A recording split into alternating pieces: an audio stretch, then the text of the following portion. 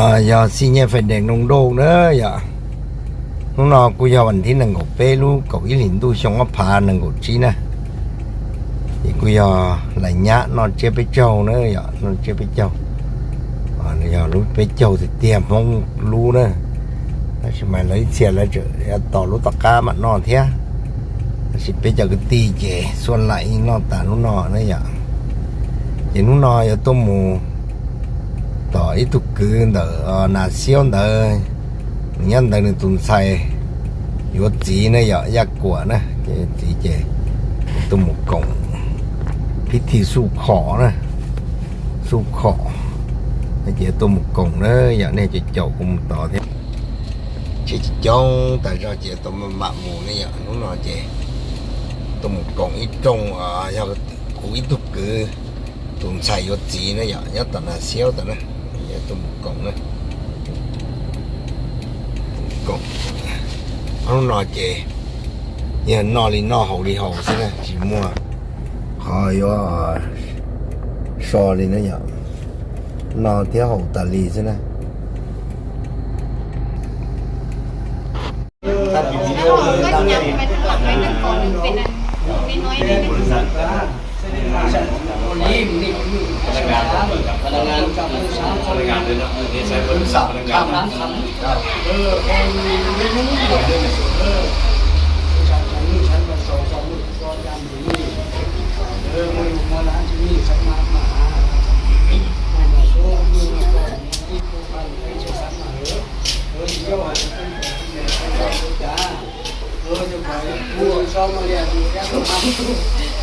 không làm từ nhau vô lại học không ngồi làm vô lá đi cũng mua cái bao nhiêu người đấy kiểu bao đây là cho qua cái phun nó đầu lên chơi đi thà nam vàng thà thảo không ai nữa không cái nào mà sáng mình phun đen không nhận phun nhiều phần mình không cao mình chơi ra cái bay chứ anh đi xin vâng anh đi mông của mi đấy phần hôm nữa cái chè mà hết rồi không không lấy sụp đấy thành mạc giống mạc kéoนี่แหละเขาแบบทีมให้ของเราจะต้องลงไอ้พี่กันน้องไปยุ่งกัน lính mang xìm không đây à là lính đâu chơi b리 đi đi mình đi con đấy đi con đi đấy xin vâng giúp ông kêu mãi nhưng là đâu trong đây ông dám rồi đấy thay anh tia rồi thay rồi cái tông rồi xia tông kêu rồi đấy kêu lời mà đó thành kêu mà không phải là không mơ không giờ bố team không có lồng lấy xe đâu cũng lồng lấy cảm nhận ôm mà xuống đây anh nâng rồi đấy cái con mấy cái con này thế đấy chút lơm mà nó không lồng mà lơm chỉ nên nhớ chết nên nhớ hôm nay muộn lần chỉ có thấy rõ chứ có phải vậy gì đâu đâu cho đâu nhớ vậy gì ngonคือดื้อแท้เขาก็จะวันฟูแล้วหมดต้องเขาจะเยื่อแล้ววันนี้เนาะข้าทานน้ำข้า เราเริ่มในน้องถึงบักอาย ก็ต้องเดี๋ยว เอาน้อง จะขอผมเขาชมมาหา cho nên một cái ổ hóng tay cho nên một nhóm ổ hóng này cho nặng đó mình thấy cùng nhóm chết còn คนว่าเมียนมั่งเขาก็จะว่า thầyในห้อง แต่คนเขาต้องมีผู้ชายแต่คนงานต้องมีผู้เบ้าแต่ว่าหลายคนเขาไม่ค่อยจะจ้าแล้วคือเขาแจ้งไม่ค่อยจะร่วมเขาเดี๋ยวก็ยานุว่ามีข้อยังยกเขาคนมันไม่ต้องเก้าที่จะเรื่องบอกซื้อได้สิแต่วันนี้เรื่องยาคนทำไปละจำคุณพอไหมนี่จะว่าเงินของเรามันไม่มาต้องเก็บตัวเล็กตัวนี้หรอกน้องซื้อดูเร็วแต่คนเราคนเขามันรู้ร้านเขาเป็นคนเดียวเนี่ยทีวีดูเชลพอเล่นเนี่ยต้องชมจำจำไปเลยเคยได้ยินชื่อ มันcả hai số vẹn đấy này อันนี้ยังคันว่าอันนี้เงินอันนี้มันเงินมาใช้ดีสมัยโลกแต่ที่เขาเอาเงินใช้น้ำนมน้ำพรแต่ผมต้องมือไปแล้วต้องส่งผู้กำจัดแรงมาพัฒนาเด็กมันพวกเมียเขาใช้ดิฉันน้ำแล้วเนี่ยขาดมันล่มชิชุนี่นั่นแหละเอาอีกตัวเลือกเลยเรื่องเรื่องจบที่ทำของยังบ้าแล้วก็ผมมีทำเองก็เลยว่าต้องมาประเมินแก้วมาใส่ยาจิบจิบออกมาบอกมาบาเชื้อเนาะนี่นั่นไรประเด็นนะที่ต่อไปมันจะพ้นจากการเลยนะครับเชื้อเป็นสารโรคขาดที่เราเรียนพูดถึงมาประเด็นเยอะเยอะประเด็นมันมาตั้งเคยเนาะเห็นนี่แหละอันนี้เดี๋ยวมันนี่มันแล้วลุงตาเดี๋ยวนี้เนาะเดินมาเดินมาดูดินเรา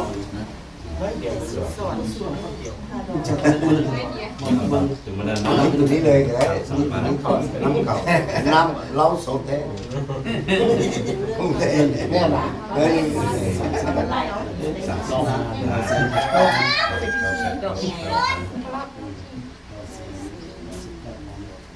ต้องเอาเองนะนึงก็เคยขึ้นที่นะไปหลังเองอันนี้ขอแล้ว ถ้าเราดูนี่ติดเองก็ได้ตัวนี้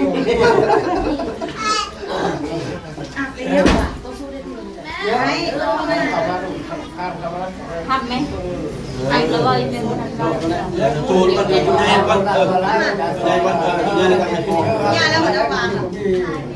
เราต้องพ่ายยาช่องเสียง จับฟังเขาจับฟังคน เอาเป็นบอลของเนาะไปให้ล่ะมีแห้งไปเอาเกมบางนั้นก็ให้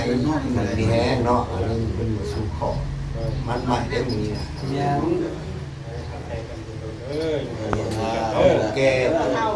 ยกไปมันเนี่ยเอาให้ย้ายไปนี่ย้าย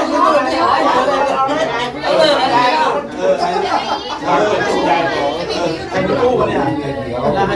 ให้พ่อแล้วให้แม่ลุงรักเร็วได้ให้ลุงให้น้องก่อนเลยก่อนเด้อก่อนเด้อ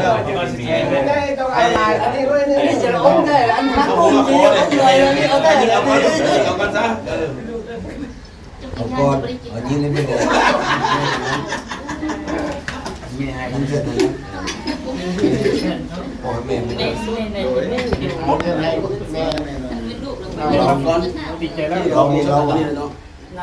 บอกตามตามันเรื่องตามทุกเงิน30 ล้านเอาลูกจะประดับยังเงี้ยในแม่แม่ได้แล้วแม่ได้แล้ว เป็นหินและเป็นหมดเสีย ไอ้ลูกผมมีเลยเอาไปเบิ่งนี้ยกไปเบิ่งให้เรายกไปเบิ่งโป่งเป็นยานี่ยกไปเบิ่งเคยยกให้เราสองลูกจำพี่น้องไว้ให้ทีชมปากันได้บัดนี้ได้มันได้คำมอบเอาคนเดียวอ่ะมันคนเดียวตั้งได้ลูกแค่นั้นเลยแล้วเลยตั้งได้เ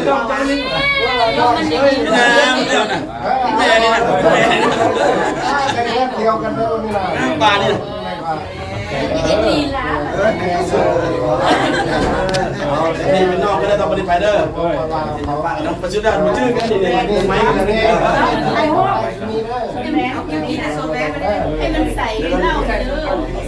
ชื่อหน้าจับตาเนาะโทรศัพท์ไม้เปลี่ยนเอาไว้ได้เลยโทรศัพท์บางคนเอาทุ่มได้เลยระหว่างเลยได้ไหมกันเนาะได้ไหมกันได้โทษที่ไหมกัน โน้ เนาะ โน้แต่โปรโซจะเป็นโปรโซเลยโทรอะไรนะโปรโซโทรมาได้เลยเอาไม้ตัวนี้ได้ไหมเนาะโทรมันจะหาได้ไหนเนาะเรียนมันต้องเรียนอะไรบนน้องได้สูงมาหนึ่งแต่ผู้หญิง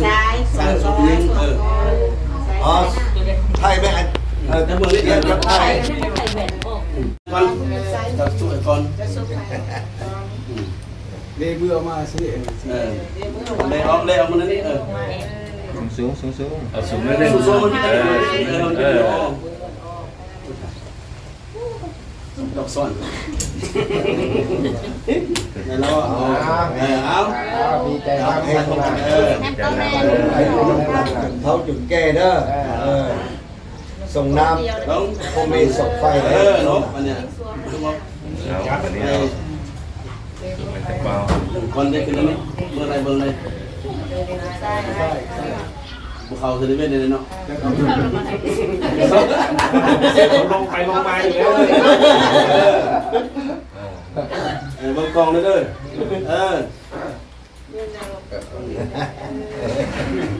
มึง เดี๋ยว อัน ได้ นี้ เรียนแล้วปนิยมยิ้มอีกยังอายอยู่ เอาเลยแล้ว ได้แล้ว มาพี่เดี๋ยวนั่งพี่ไอ้อันนั้น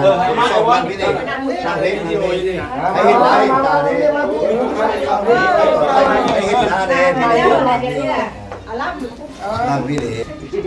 จดเบอร์พิษที่โดนจดเบอร์พิษได้โดนพิษตรงนั้นนะไม่ได้ เอาแล้วที่เนี่ย ได้ละเอามาเลยเอามัน เมื่อวันนี้เด้อนี่ก็คนแสดงความเขาก็พบเจอเนาะนำหัวน้ำแดงไปไปลงปลาล้านนำหินนั่นของสมเด็จเจ้าชีที่เราผู้นี้เขาเป็นเขาเป็นแก่นั่นของเป็นเขาเป็นเมย์เนาะชาวชาเชื่อชาวเชื่อ ชิมไปนึงตลอด คือพอเมย์อะไรไปแค่เชื่อสิ่งของผมคือพอเป็นเมย์ก็คือพวกเราชาวบ้านดูร้านเขาก็โตจะเผาจะขับเขาก็รับจะเผาจะก้นนาจะเผาจะม้วนเขานาจะเผาจะมองอย่างเขาจะเผาอย่างเราทุกที่ดูที่ยุ่งงานของเขา เอาในนี้เต็มเขามีคำเห็นสิเนาะถือว่านั่นทั้งลูกหลานทั้งสองนี้เพราะว่าคันสิเว้าเลยมุงกับเราลุ่งหรือว่าเผ่าอื่นนี่หาต่อกันโมดนมานี้เนาะระยะ90มานี้บอกจะค่อยรู้สึกว่าจะค่อยมีการศึกษาหารือกันว่าโอ้จะเอากันว่าซะนะเนาะผ่านมาก็ส่วนหลายมีแต่เอาเผ่าไผ่เผ่ามันนะท่านสิว่ามันอันนี้อยากมองสิเพื่อว่าคนลูกไปใช้ชีวิตนำกันเนาะอาจจะมีการอาจจะบ่คือกันบันไดเด้มงแต่เอาบ่เรื่องกินซะเนาะบ่เรื่องกินเลยแม่นแถวส่วนหลายแกงต้มแกงเป็นหลักกับแกงจืดนั้นเนาะเป็นหลักจืดแท้จืดว่าได้กันคันเราลุงต้มจืดเนี่ยมันก็ยังใส่เกลือที่จุนั้นเอาไปซิมเอาสุดที่ว่าจืดจังได๋มีใส่เกลืออยู่สิเนาะอันนี้เว้ากันเองเนาะเอาแบบหมูจงเจียมเด้อแล้วไม่ให้ไปศึกษานำกันเนาะแล้วก็ทางเคยคือกันเขาศึกษามงนี่เป็นแบบนี้บางเทื่อหมู่มีอย่างกินเฮาเอาน้ำใส่เขาหันกินเลยก็ได้เลยเอานี่น่ะบ่ได้ว่าสิไปมีปิ้งมีลาบมีหยังเลยบางเทื่อเงินบ่มีได้เนาะเอาเจอได้ครับสมัยเฮาถ้าเป็นตำรวจเจอหลายได้สมัยเฮาตำรวจเนี่ยเจอหลายแล้วทุกบ่มีหยังนะแต่ว่าชีวิตตำรวจก็ตาเจอมีสิฮู้แล้วเนาะเงินน้อยเดียวเรามีหยังเอามีหยังก็น้ำนี่เล็ดทอกใส่กินเลยเอาอ่ะนะเอาน่ะมงน่ะที่คงก่อนโมเดลนั้นมงเคยกินอย่างนั้นแต่ว่าเราลุ่งนี่เขาอื่นนี่เขาก็โมถนัดปานไหนแต่ว่าเราลุ่งนี่มันกินบ่ได้เลยเจ้าต้องได้มีลาบมีลาบมีแก้วมีเขาเกี่ยวจำเลยนึงไหน ก็มีตัวแจ้ง ยังมีตัวมีแก้วจำเลยปากแดงบ่ต้นปลาแดงบ่ต้นปลาเข้มบ่สินะบางภาคส่วนของกินปลาแดงแต่ว่าภาคส่วนของก็จำปลาเข้มหันเนาะเราต้องรู้ครั้งแน่ว่ากินแบบใดผัวกินแบบใดเมียกินแบบใดต้องค่อยยับเข้าหากันเลยก็บ่ให้มีเรื่องที่เกี่ยวกันทีเดียวส่วนหลายป้ากันนี่ก็ย่องเรื่องกินเรื่องอยู่นี่แหละบุกคือกันนะทีเดียวมันต้องค่อยทำหูเนาะจะให้หลานทั้งสองนี้ก็ให้เรียนรู้นำกันเนาะคือไฟห้าแต่เฮานี้เท่ากับส่วนไร่กินเขากินน้ำก็มีง่ายๆบ่ได้มีไร่ย่างเลยมีแต่ตัวแกงเลยก็แล้วเลยครับเขาครับอันนั้นแกงจืดนะจืดก็จืดแท้จืดว่าโอ้บ่ได้ใส่หยังเลยโอ้ไม่ได้ใส่เกลือมันจืดแต่แม่ เนี่ยชื่อแต่ในนัวเลยเนาะ แต่ก็ส่วนไร่เท่าก็หมกกินเป็กนัวสินะแล้วปลาแดงก็หมกกินส่วนไร่เฮาเห็นเอาไปกินนำกับเจ้าเถื่อ ปลาแดกก็เลยใส่แกงนะฉันเฮาดมเฮากินนี่เฮาบ่ถึงเฮาสินะฉันต้องได้กำอันนี้ให้มันแน่นได้ศึกษาให้มันเข้าใจกันอย่าไปหาพวกปู่แม่ย่านี้บางเทื่อเข้าแกงเข้าบ่คือแกงเฮาอันไหนก็ต้องรู้ว่าพวกกินแบบใดเฮาต้องรู้แต่ต้องแต่งนี่นั้นสิเด้มันไม่ว่าเอาแต่งตามเฮานี่แหละเอากินกับย่าสิน่ะผิดกันแน่นั่นน่ะแต่อยากให้อันน่ะอยากให้หลานสาวนี้อยากให้หำหมูตัวนี้หำหมูอิดทองแต่ละสุนเผ่ามันต่างกันมันแม่นคือกันแน่เพราะว่าเขากินได้ก็อยู่ได้เทื่อเขามักได้หนาเฮาต้องรู้วิธีแต่งกินวิธีการดำเนินชีวิตของพ่อแม่ทางอันนั้นผัวนี่เด้มักแบบใดสิเด้มักสะอาดเฮาก็ให้สะอาดเถอะคันเข้าบ่สะอาดเฮาก็ไปศึกษาห่มกับเจ้าว่าต้องให้แบบนี้จังสะอาดสิเด้มึงเฮาจิเสื่อยไปนำเข้าเฮ็ดบ่ได้เด้เฮาสะเฮานี่บ่ได้เด้บ่สะอาดเฮาต้องพ่อแม่อันนี้เฮาต้องหั่นเฟรอันนี้มันจะสะอาดสิเด้นะเนาะเป็นสันแต่ว่าเขาเห็นเนาะมันบางเผ่าก็คือขมุนี่ก็คือการเนาะเอาไล่อันละดิน2 เอตาที่พวกมะเกียงอยู่เขตไซสมบูรณ์อยู่เมืองอยู่แข่งไซสมบูรณ์นี่นะงัว4 โตพอไทยไว้พอไทยละเอียดได้มาแล้ว รถจักรเลย รถจักรนั้นคันบ่โอเคจดไว้รถยี่ห้อหยังเว็บร้อยของไทยถ้าของจีนเลยบ่โอเคปานไหนเอามันเพไว้เด้เนาะโอเคมันเลือกไหนของไทยเขาจะโอเคเด้มันเป็นนิติกรไม่ทำเป็นมายิบมาย่อยดอก มีคำจากบาทเป็นบาทหนึ่งแล้วก็มีตั้งหู5 หุ่นแล้วก็มีรวมเลย2 สลึงรวมเลยลูกเอ้ยรวมเป็นบาทกับ3 สลึงบาทนึงกับ3 สลึงสิเนาะมีเงินสดประมาณอยู่50 ปลาย50 ไปล้านบ่โอเคเงินสด50 กว่าล้านร่วมกันสิเฮ็ดกินนี่แหละแล้วก็พ่อแม่ให้หยังก็บอกเป็นของเจ้าเท่านั้นเนาะmẹ chỉ muốn là hai tí xíu lắm thôi. Mình tăng hao. Là nó mà hai tăng hao là to mà. Số bộ nên còn. Ok. คำนี้1 บาทกับ3 สลึงเด้อกันฟังลูกเว้าน่ะ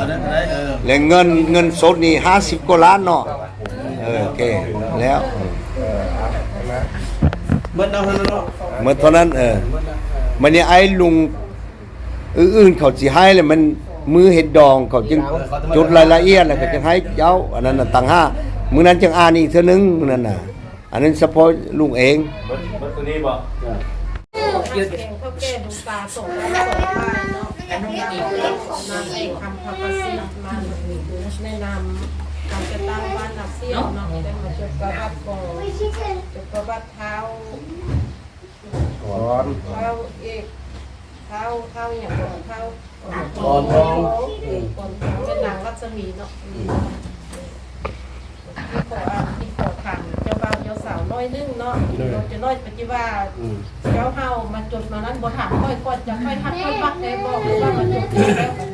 ก็ทำเป็นไรอันเท้าคนทองก็ได้หักได้มากกับนางรัศมีได้บอกมีพี่น้องไปนึงบังคับอย่างนี้หักมากด้วยคนหักคนมากเนาะเดี๋ยวเอาเป็นเมียแค่เนาะรัศมีเด็กรัศมีกับบุมีพ่อแม่บังคับเลยบอกเขาต้องยื่นโทรศัพท์เอาน้องมาเอาน้องมาได้หักได้มากกันแล้วได้สร้างครอบครัวกันแล้วก็ให้นับถือซึ่งกันและกันเนาะไปทางใดก็ให้ลาไปให้ลามาให้ครอบผัวไปทางใดให้ครอบเมียให้ลามาก็เป็นเมียไปทางใดก็ให้ครอบครัวบ่ให้นอกรูนอกทางเนาะมีเพื่อนใครบอกหมดแล้วหรือเจ้าหนูเองบุกปืน khổ nó จะตั้งกับที่ถามแต่เท่านั้นแหละแล้ววันนี้เขาที่อ่านบทบันทึกสู่ขอเนาะบทบันทึกสู่ขอบ่าวสาวยิงตามกฎหมายว่าด้วยกฎสบัดเลขที่05โซกสลงวันที่26กรกฎาคม2008เอกสารในหันเป็นตู้เก้าเนาะยิงตามความฮักมากบ่าวสาวในวันที่23เดือน11 2025อยู่ที่เมืองท่านหัวนี้หน่วย15บ้านนาเซียเมืองนาเซโนนครหลวงเวียงจันทร์ได้มีการสู่ขอบ่าวสาวเพื่อเอากันเป็นผัวเมียตามที่ขอประเพณีระหว่างชาวคนของอายุ24ปี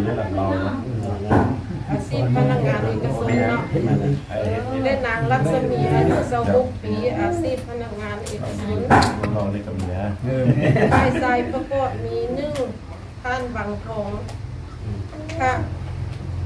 ท่านพิจิตรเป็นพ่อ2ท่านลำพรคำมนุนเป็นลุง3ท่านคำแก้วมหาไสเป็นลุงฝ่ายหญิงประกอบมี1ท่านปาจุลีเป็นลุง2ท่านกัวลีเป็นพ่อ3ท่านไซเฮอร์ลีเป็นลุงเนาะการปรึกษาหารือ2ฝ่ายได้ตกลงเป็นเอกภาพกันดังนี้ฝ่ายชายให้สินสอดค่าดองเงิน30 ล้าน 999,000 กีบด้วยคำ3 บาทเนาะ2โอสถมือแต่งดองเงิน30 ล้าน 999,000 กีบและคำ3 บาท3ล่ำไปล่ำเขยในบุมีเนาะ4เครื่องอยู่บนผู้เบาสาวซื้อร่วมกัน5อาหารการกินมื้อแต่ง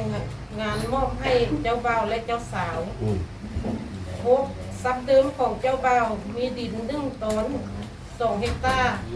มีงัว4 ตัวรถจักร1 คันรถเรียบร้อยเนาะ7ทรัพย์เดิมของเจ้าสาวมีคำ1 บาท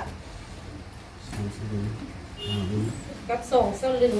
กับ5 หุง8มื้อนัดหมายเวลาแต่งงานและเป็นวันที่15 เดือน 2 ปี 2026เนาะเพื่อเฮ็ดให้การสู่ขอตกลงกันข้างเคิงได้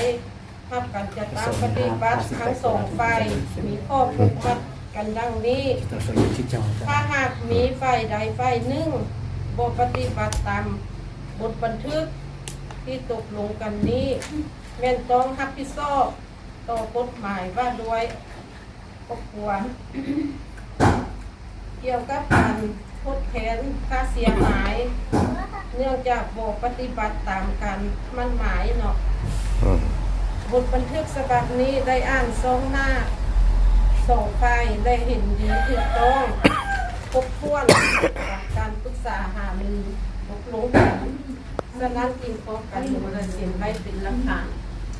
โอเคได้แล้ว ตัวนึงเพื่อเงิน50 ล้านของเจ้าสาว ยังขาดเงินจนหรอวะ อ่านข่าวแล้วจนระเบิด โอ้ว้าวมันบ่ทันได้จนหรอก ได้ใหม่ได้สิ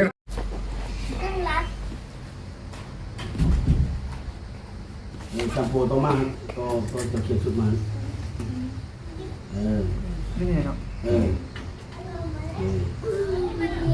เอาสละโซดแล้วตอนจับโป้แล้ว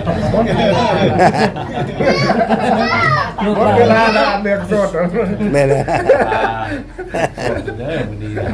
จับโพจังซี่แหละแต่ว่าล่าแล้วแหละ สละโซดละโตลงไปโตเลย โอเคเรียบร้อยขอ ชื่อบอลทอง วันทองเนาะวันทองห้องการเมืองเนาะ นั่นแหละ โปรโซกำแพง พอว่างนี่ ฮะ เป็นในบ้านพอว่าง โปรว่างมาโอเค พอว่างเลย เอาว้าโทรศัพท์นะเอาเข้ามาโทรศัพท์เจ้าน่ะว่าไหม